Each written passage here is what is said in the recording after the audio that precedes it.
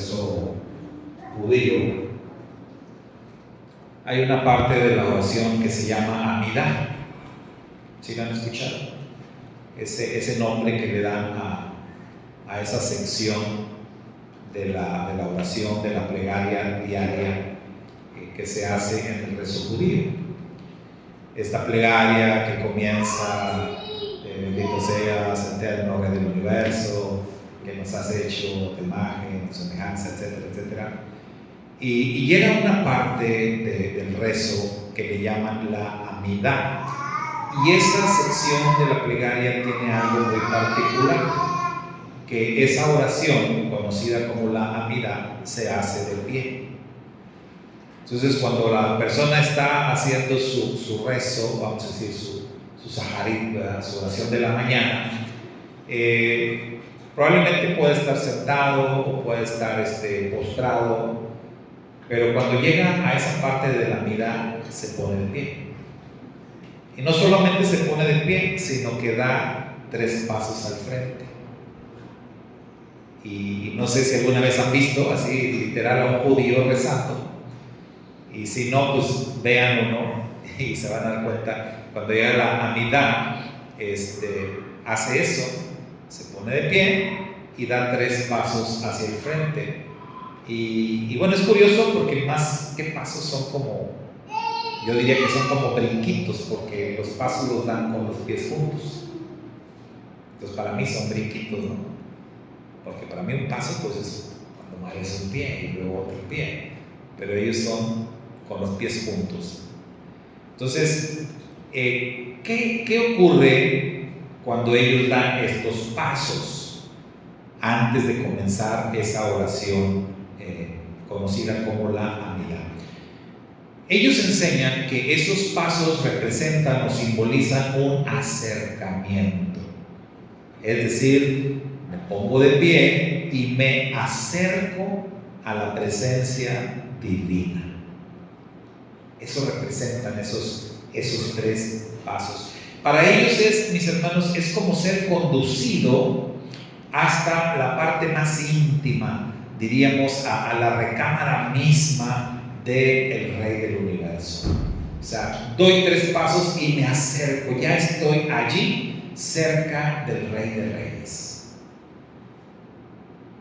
Un sabio de Israel, hablando de la Amidah y hablando de esos 3 pasos que se dan, hizo esta sugerencia fascinante de que estos 3 pasos se corresponden a las 3 veces que en la Biblia hebrea se pronuncia la palabra Vaigash. O sea, 3 veces en la Biblia hebrea, mis hermanos, esto es lo que se conoce como el Tanaj.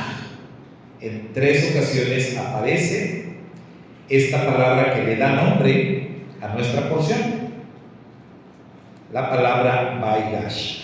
Ahora, puede ser que aparezca más veces, pero 3 veces aparece la palabra Vaigash en el Tanaj relacionada o conectada con el tema de una súplica, que se le conecta con la oración, con la plegaria. O sea, que alguien se acerca para suplicar. Entonces, este sabio conectó los 3 pasos de la Amidah con esas 3 veces que aparece en el Tanaj esta palabra.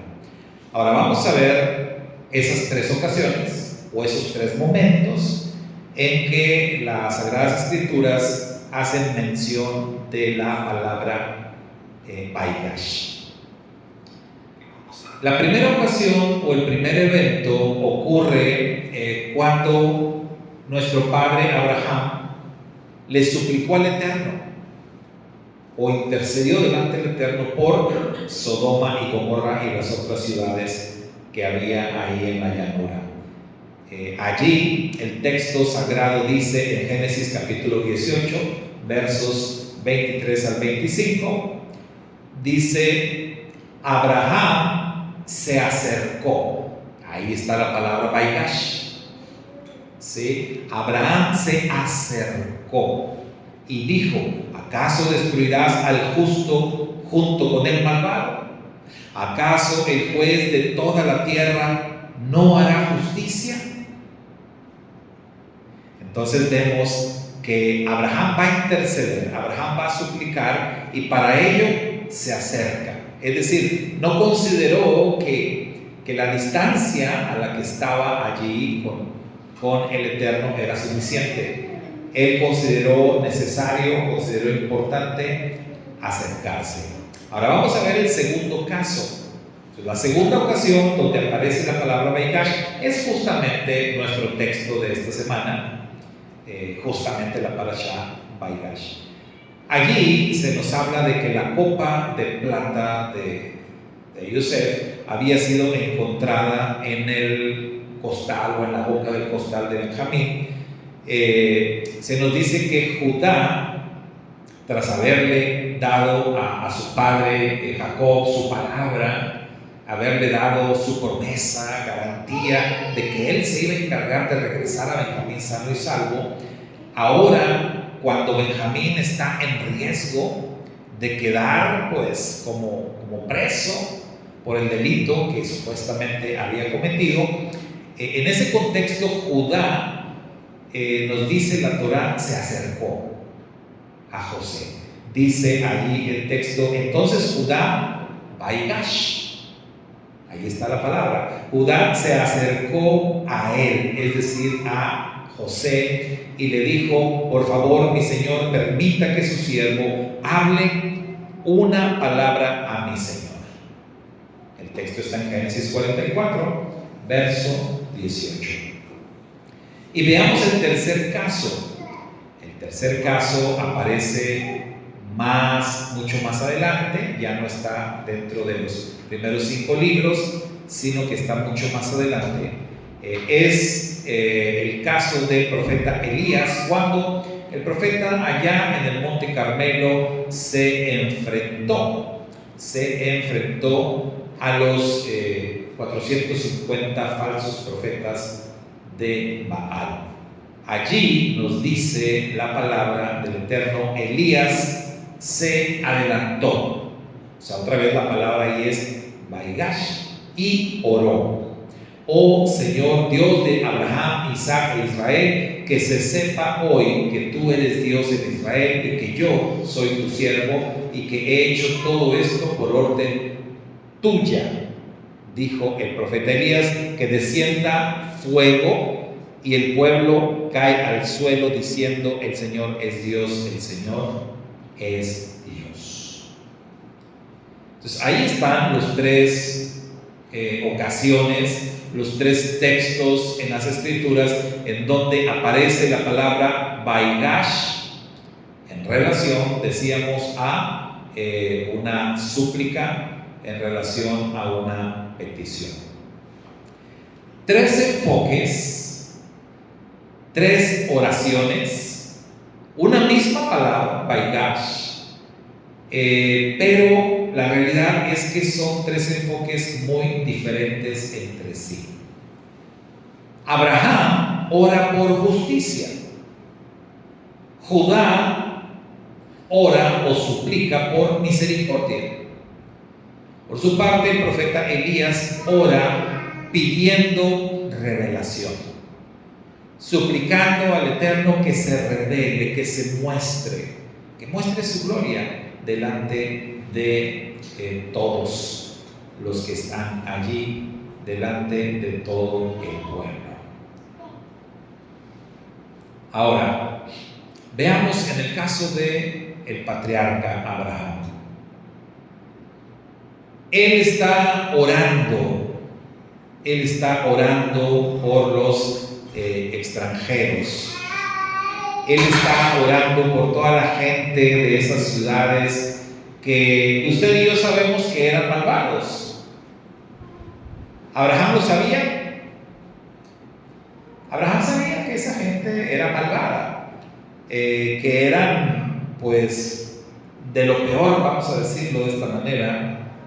Abraham lo sabía, y aún así Abraham intercedió. intercedió por ellos. Fíjese, nosotros hoy vivimos pues, en medio de un mundo, dice la Escritura, envuelto en tinieblas. Y vivimos rodeados de muchísima gente malvada. ¿Usted cree que hoy a nuestro alrededor tenemos gente así como Sodoma y Gomorra? Incluso tal vez hasta peores, ¿no? En una de esas y hasta peores personas que las que habitaban en Sodoma puede ser que tengamos a nuestro alrededor. Y Abraham, el patriarca, nos da ese ejemplo de que aún sabiendo que eran malvados, él intercedió por ellos. Podemos decir, y yo lo he dicho en otras ocasiones, que Abraham pues realmente estaba suplicando por Lot, pero pues tengo que decir que es una forma de juzgar al patriarca, ¿no?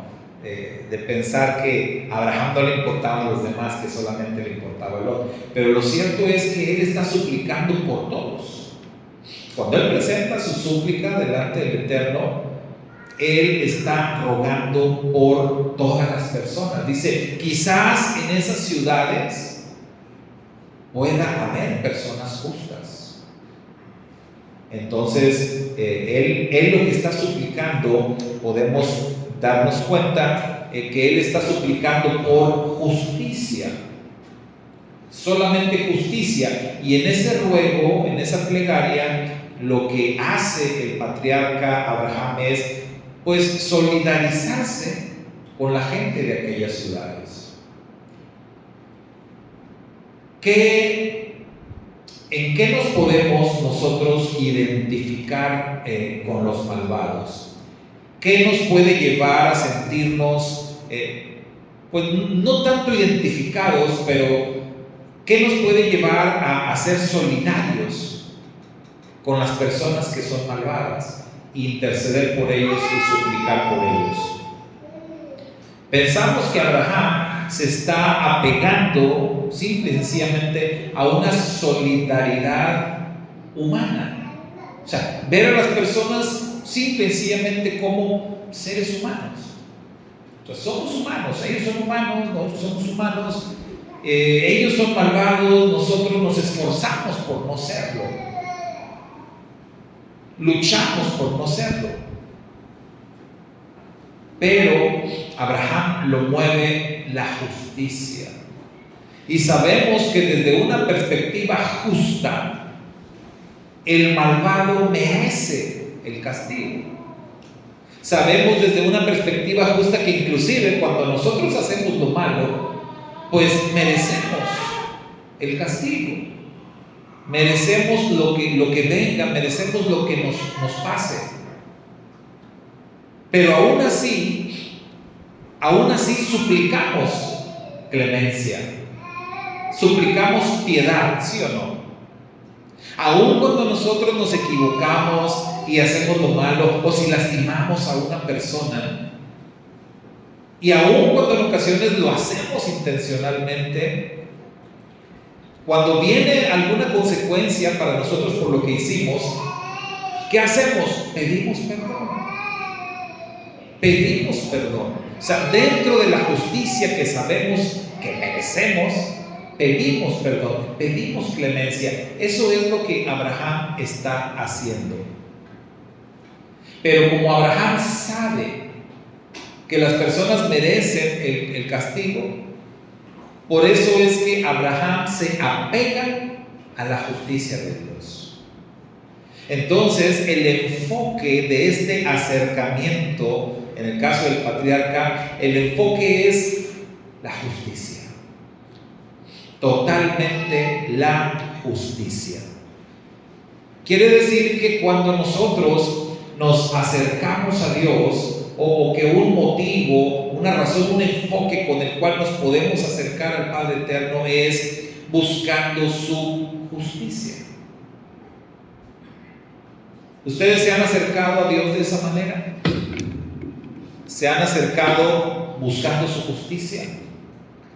¿Pidiendo su justicia? Es interesante, ¿no? Porque el Eterno, digamos que sus dos atributos principales son precisamente la justicia y la misericordia. Y por lo regular, siempre buscamos más y nos apegamos más a su misericordia. No tanto lo hacemos hacia su justicia. Pero el patriarca nos enseña que es bueno hacerlo. Acercarnos a Dios apelando a su justicia. Este es un enfoque muy, muy interesante. Porque usualmente nosotros decimos, Padre, tú eres bueno, tú eres misericordioso, tú escuchas las oraciones, etc. Pero pocas ocasiones, al menos de mi parte, me apego a la justicia de Dios. Padre, tú que eres justo. O sea, trátame con tu justicia, ¿no? O aplícame tu justicia. O sea, es extraño. Pero es lo que está haciendo Abraham. Tú eres justo. Y porque eres justo, tú no vas a castigar a los justos con los malvados. Entonces, vean cómo de una manera pues magistral Abraham, en ese acercamiento, en ese enfoque, en esa plegaria, él apela a la justicia de Dios, pero entiende que la justicia de Dios solamente se puede alinear con la justicia de las personas. O sea, si tú eres justo, entonces la justicia de Dios se te aplica. ¿Abraham era justo? Sí. ¿Lot era justo? La Biblia lo llama el justo Lot. ¿Nosotros somos justos? A veces pensamos en el término de ser justo y nosotros lo vemos como, o lo comparamos con la perfección, y entonces siempre decimos, no soy justo. Pero realmente una persona justa no necesariamente quiere decir perfecto. Un justo es alguien que ama la justicia, que busca la justicia, que anhela la justicia y que se esfuerza por la justicia. El Mashiach decía, bienaventurados los que tienen hambre y sed de justicia, porque ellos serán saciados. Justo en el sentido de ser puro, de ser perfecto delante de Dios, es un nivel que alcanzamos solamente a través del Mashiach. Cuando la justicia de Él se aplica a nosotros, allí sí. Pero en el sentido literal de ser una persona justa, por ejemplo, entendámoslo de esta manera, en el judaísmo, para ellos existen personas a las que ellos llaman justos entre las naciones, ¿verdad? Y cuando ellos dicen, Él es un justo entre las naciones, no es judío, pero es un justo entre las naciones. ¿A qué se refieren ellos? ¿O qué es lo que están queriendo decir de esa persona?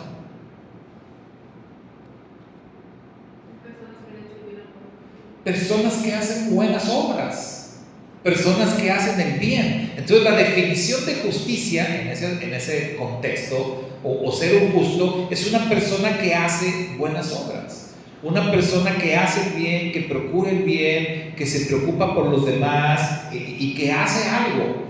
Entonces, ¿Abraham qué hacía?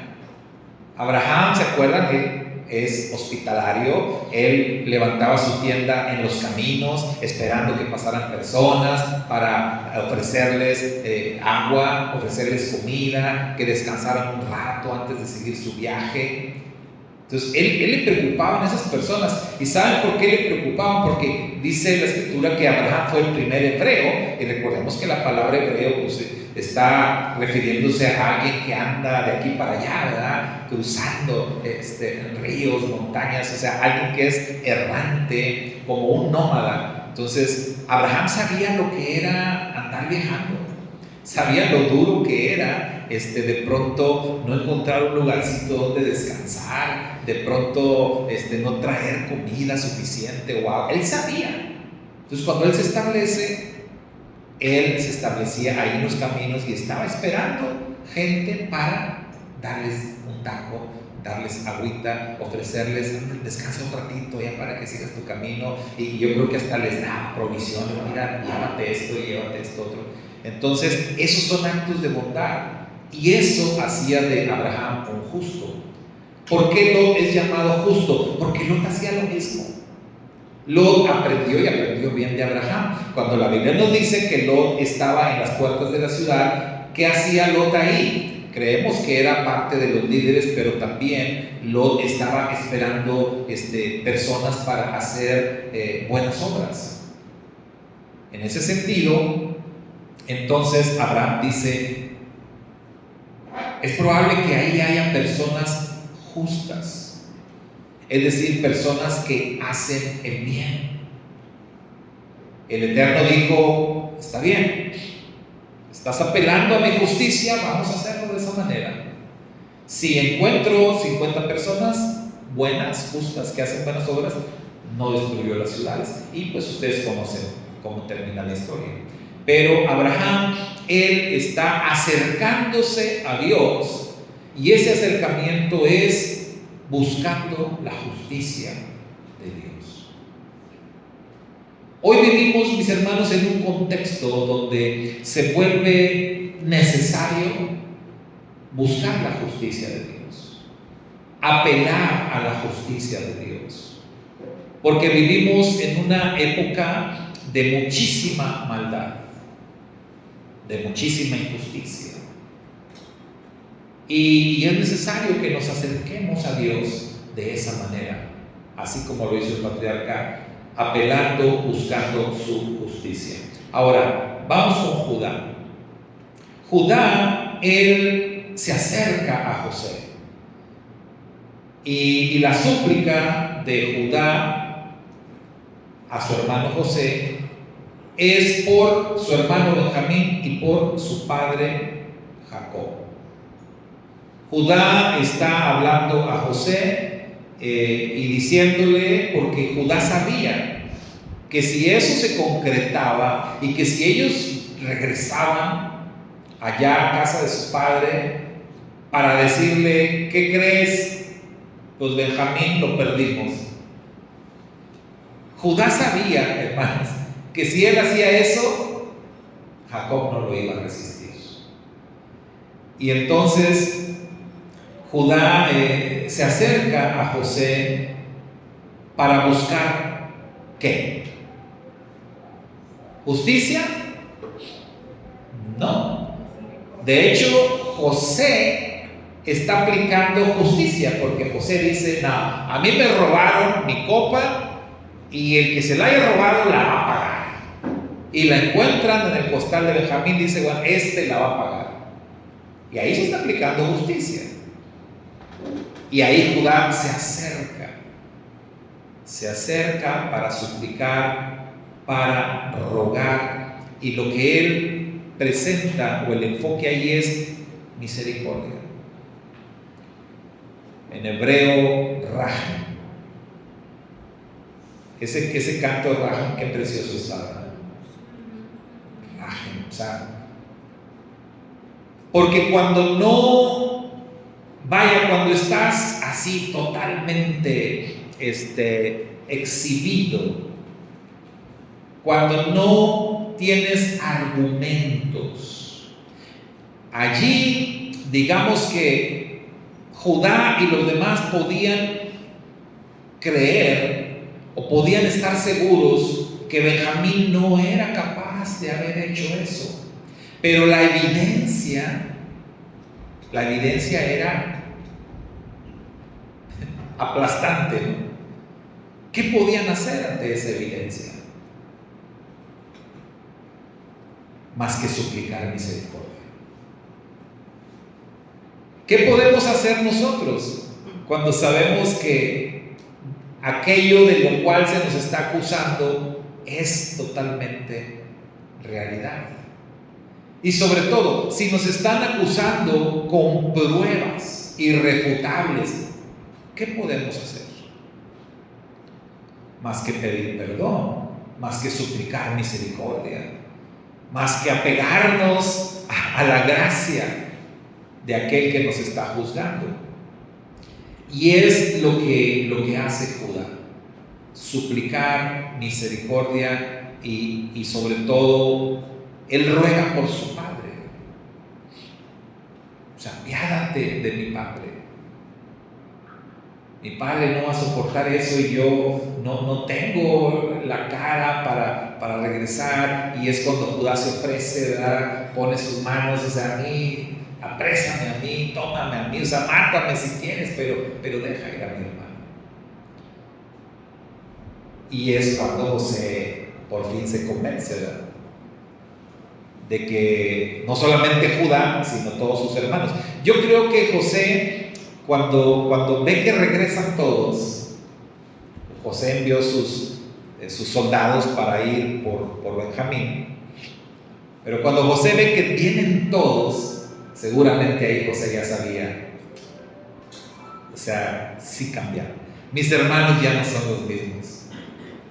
Porque en un tiempo pasado, si hubieran ido, ¿verdad?, ahí hubieran abandonado a Benjamín, como lo abandonaron a él, ¿verdad?, también, como lo vendieron de esclavo.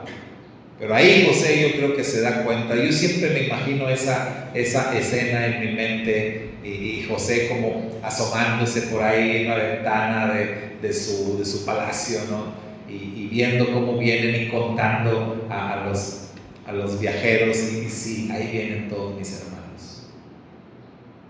Y eso pues ya fue la base para que José pues los perdonara. Ahora, vamos con Elías. Elías, mis hermanos, él habló, por así decirlo, por amor a Dios. El acercamiento de Elías, o la base de ese acercamiento, el enfoque de Elías es el honor de Dios.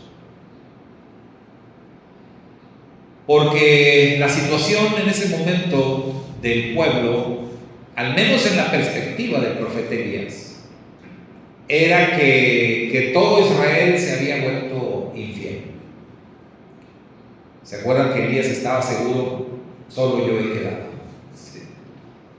O sea, ya todos se torcieron, ya todos le dieron la espalda al Eterno, y eso tenía a Elías pues muy molesto, muy estresado y de alguna manera asustado.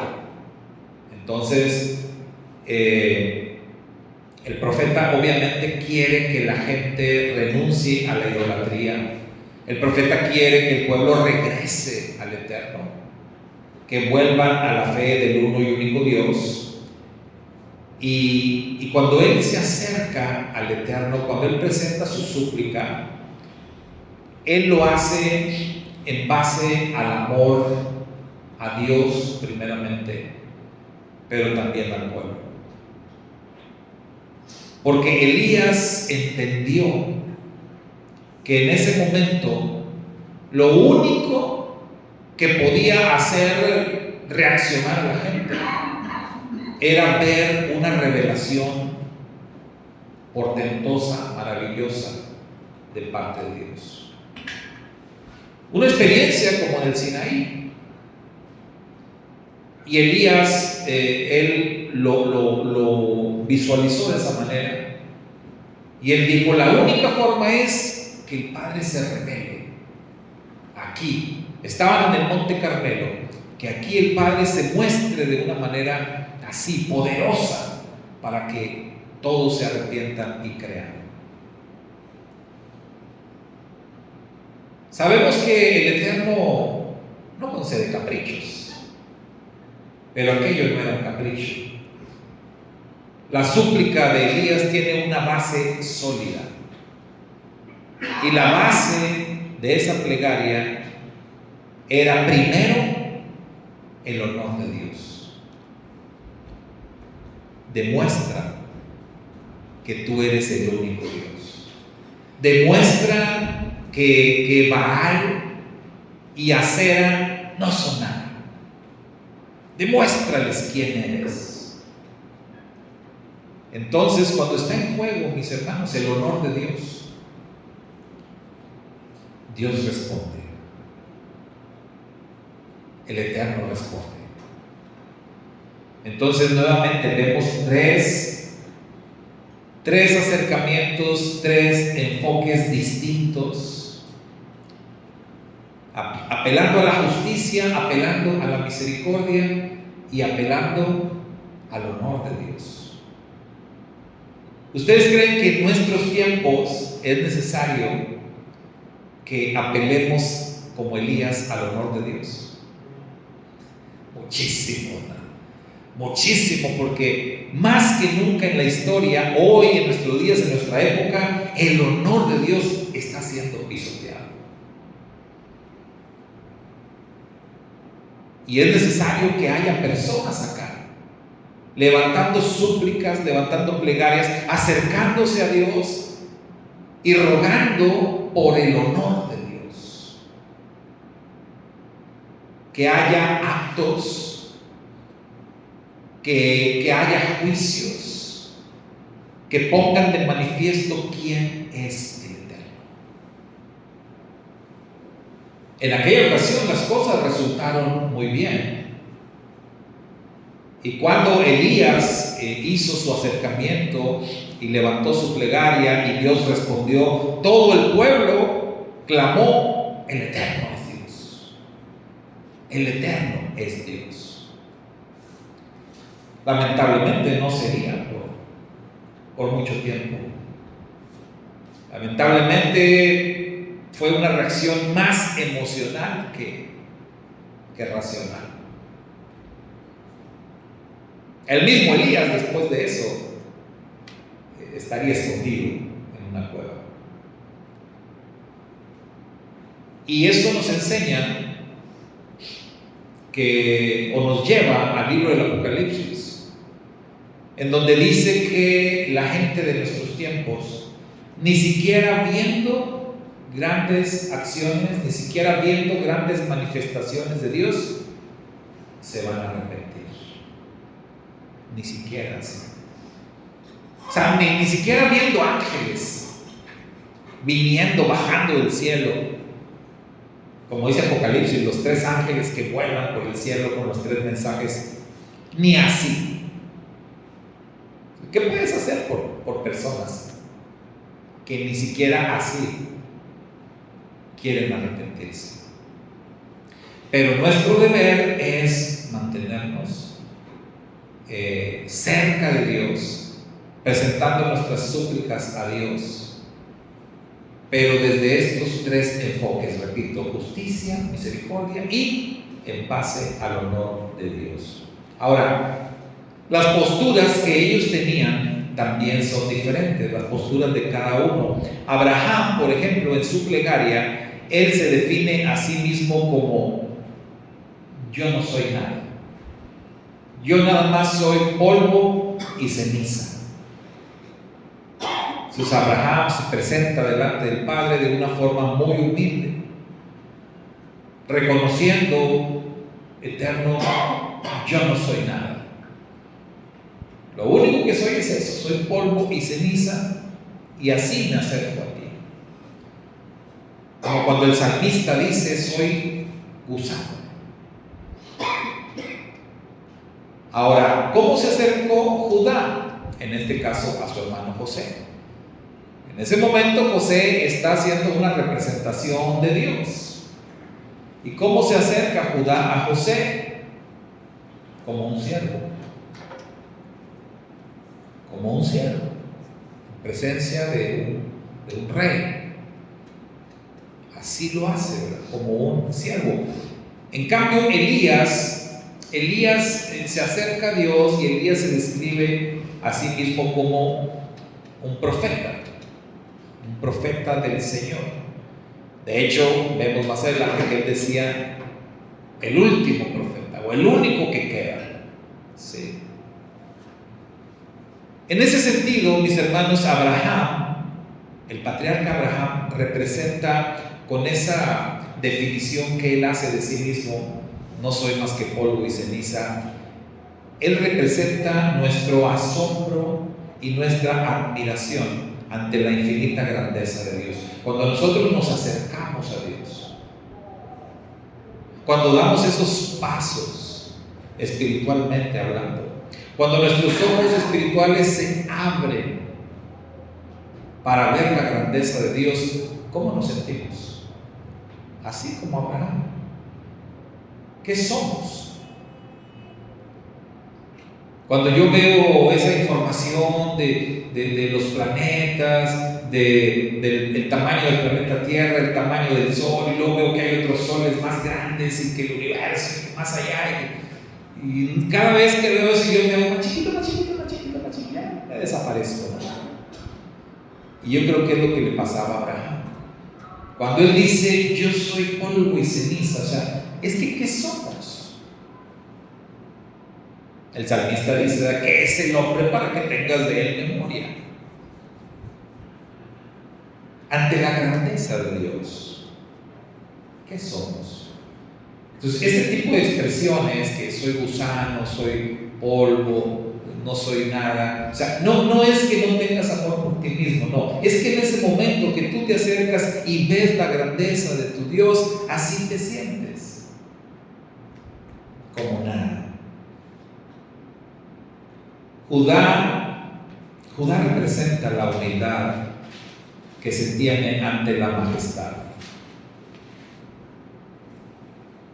Cuando nos acercamos a Dios, conscientes de que Él es el Rey. Pero el Rey de Reyes, el Rey del universo. Cuando tomamos conciencia de eso, eso nos hace a nosotros también ser humildes. Que la humildad es algo de lo que Yeshua quiso que sus discípulos aprendieran, entendieran. La única vez que Yeshua le dice a sus discípulos, ejemplo les he dado, para que así como yo lo hice, ustedes también lo hagan. ¿Qué lecciones estaba dando? Humildad. Así de importante consideraba el maestro la humildad. Necesitamos todos lecciones de humildad, por supuesto. Y nada nos va a hacer más humildes que tomar conciencia de que nuestro Dios es Rey. Por eso, cuando hacemos las oraciones, por eso a mí me gusta mucho orar con los rezos hebreos, porque las frases que son repetitivas, cuando son dichas con conciencia, mi hermano, cada vez que lo dices, te haces más humilde. Cada vez que estoy repitiendo, bendito seas Adonai, Elohim nuestro, Rey del universo.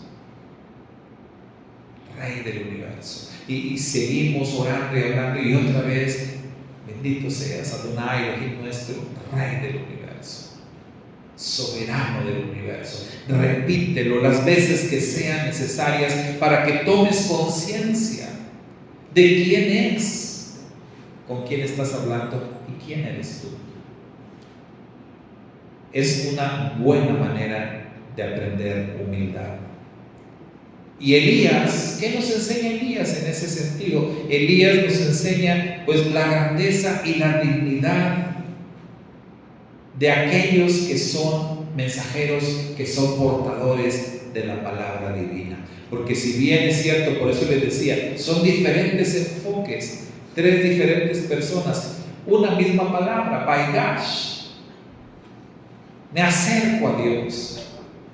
Pero cada acercamiento me enseña algo, me brinda algo, me hace sentir algo. Y como Elías, puedo sentirme también una persona con dignidad, una persona importante. ¿Y qué es lo que me hace importante o qué es lo que me hace digno ningún mérito mío, sino simplemente el haber sido elegido por Dios para ser un portador de su mensaje, de su palabra. Pero para eso primero me humillo, porque ¿qué dice la Escritura? Que el que se humilla es exaltado, pero el que se exalta a sí mismo es humillado. Estas tres oraciones, mis hermanos, cada una de estas oraciones presentadas en momentos históricos que podríamos llamar claves, estas tres oraciones nos enseñan o nos revelan lo que cada uno de nosotros necesita para acercarse a Dios. Estas tres actitudes, tanto de Abraham como de Judá, como del profeta Elías, juntas representan el espectro completo de emociones, de inquietudes, de actitudes que tenemos que tener cuando nos acercamos a Dios, cuando oramos al Padre Eterno. Cada una comienza con la palabra Vaigash y se acercó, dio un paso al frente. Cuando nosotros nos acercamos a una persona es porque hay algo importante.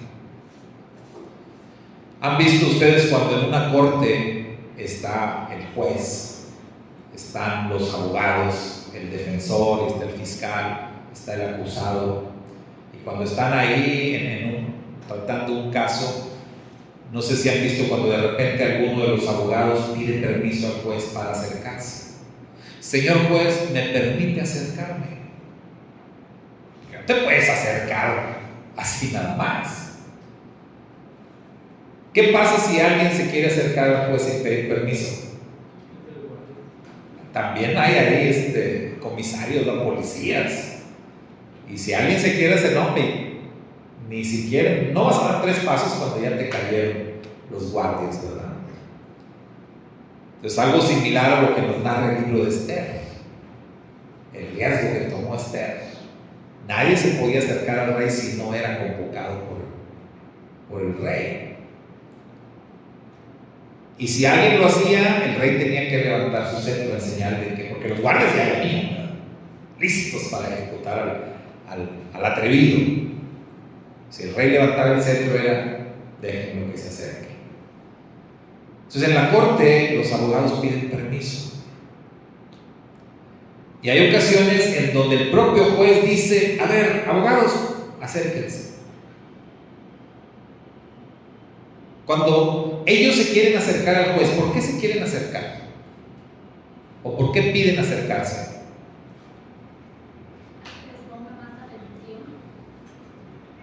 Sí.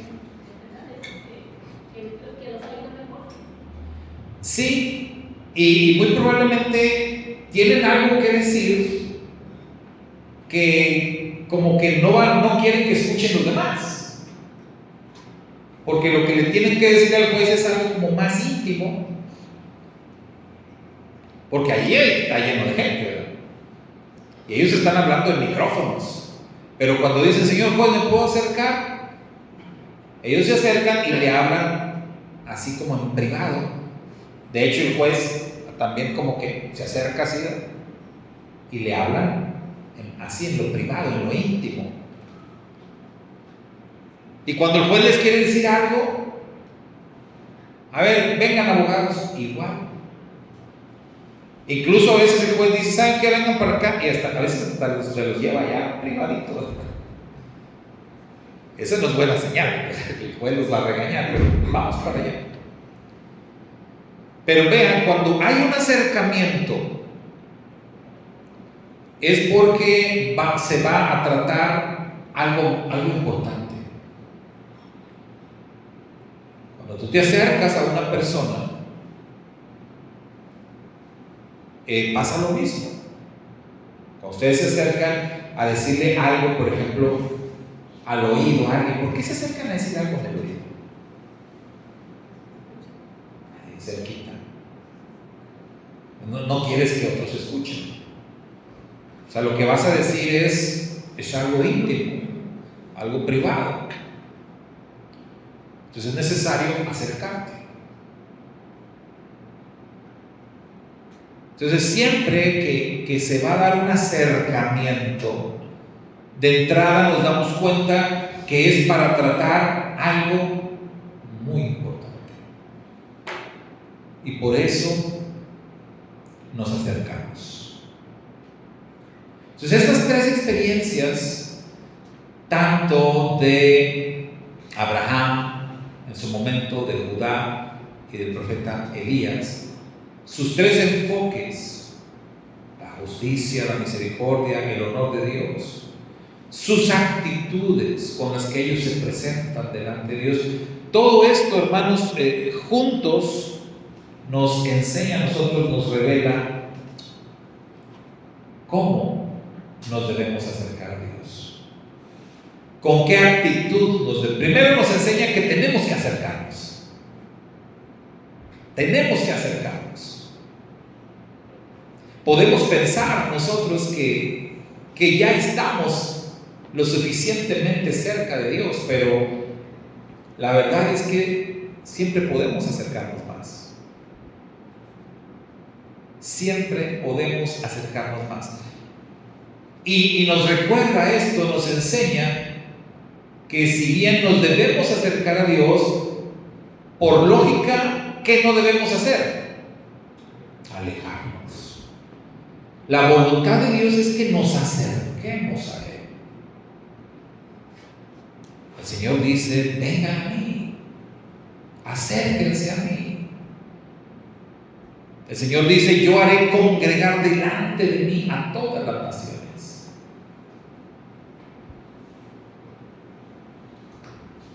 Alejarse de Dios es algo que definitivamente no es bueno. Y yo lo digo y lo seguiré diciendo las veces que sean necesarias. Es muy mala idea alejarse de Dios, sobre todo en estos tiempos, en estos días. No hay una peor época en toda la historia de la humanidad que esta para pensar en alejarse de Dios, porque ya estamos en la recta final. Y porque hoy, más que nunca, la Biblia dice, estamos viviendo tiempos muy peligrosos, en donde juicios de Dios están cayendo por todos lados, en donde la maldad de los hombres está consumiendo el mundo, donde en el día con día vemos muchos casos de injusticias, donde vemos muchos accidentes, donde vemos masacres, donde vemos homicidios, donde vemos tantas cosas. Ayer nos platicaban, veamos, amigos muy queridos que nos llegaron a visitar y escuchaba yo hablando por teléfono al profesor, este profesor que año con año nos ayudó con lo de los niños de Hanukkah, y estábamos ahí platicando y él estuvo mucho hablando por teléfono. Entonces escuché pues, de qué se trataba.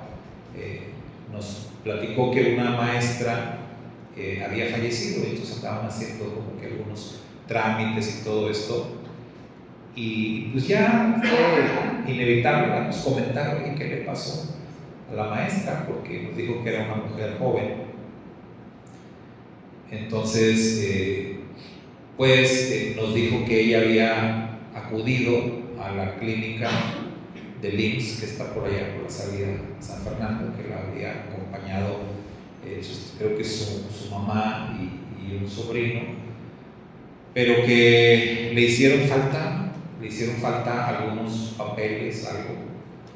Y entonces ella se regresó con su sobrino en el coche, y su mamá los esperó ahí en la clínica, y ya regresaron ellos para ir en busca de los papeles, y después ya no se supo de ellos. Y la señora que se había quedado ahí esperándolos, pues ya pasó mucho tiempo, habló a sus familiares: oigan, estos días me dejaron aquí, ya no regresaron. Fueron a buscarla, y entonces, ¿pero qué pasó? No sé, fueron por los papeles y ya no regresaron. Y entonces empezó la búsqueda, porque pues, ¿qué había pasado? Y a la maestra la encontraron muerta. La encontraron muerta por ahí, por, no sé, camino acá por la Ribereña. La encontraron por ahí tirada. El coche, no sé si el coche apareció, pero el muchacho no aparece tampoco. ¿Se imaginan? Y digo, esto es un caso de muchos que lamentablemente pasan todos los días en nuestra ciudad y en el mundo. Un caso nada más. Entonces, viviendo en un mundo así, ¿cómo puede alguien pensar siquiera en alejarse de Dios? Cuando lo que tendríamos que estar haciendo todos es acercarnos. Daigash, acércate a Dios, busca a Dios, date cuenta de cómo está la situación.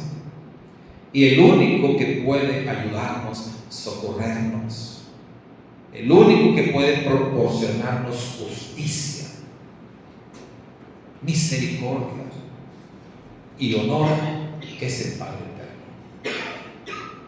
Aprendamos pues entonces de estos tres ejemplos, de estos tres varones, de Abraham, de Judá y de Elías. Y mis hermanos, hoy más que nunca, acerquémonos a Dios. Shabbat Shalom. Shabbat Shalom, y que nada ni nadie nos haga alejarnos del Padre.